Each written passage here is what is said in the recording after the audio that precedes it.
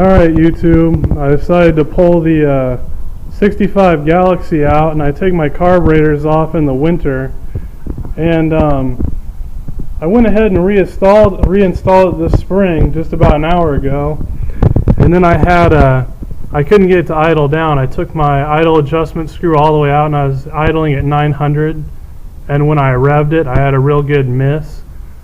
So the first things I went ahead and checked were to make sure my throttle linkage wasn't binding up, especially on my secondaries here.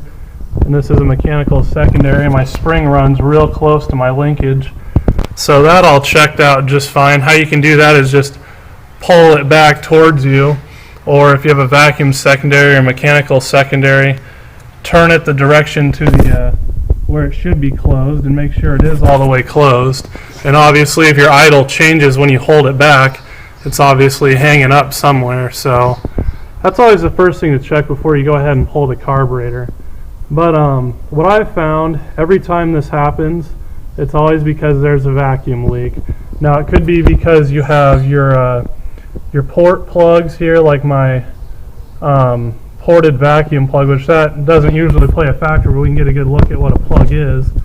And sometimes they'll start to get cracked up, and you'll have a vacuum leak through those. And there's a big plug on the back of the carburetor here, if we can get a view. I'm not sure if we can, but you always want to make sure that there's no problems with those, because it's always 9 times out of 10 a vacuum leak. So what it was in my case is I was lazy and I tried to get away with not putting new gaskets on, and I have 2 gaskets because I have a phenolic spacer. So go over here.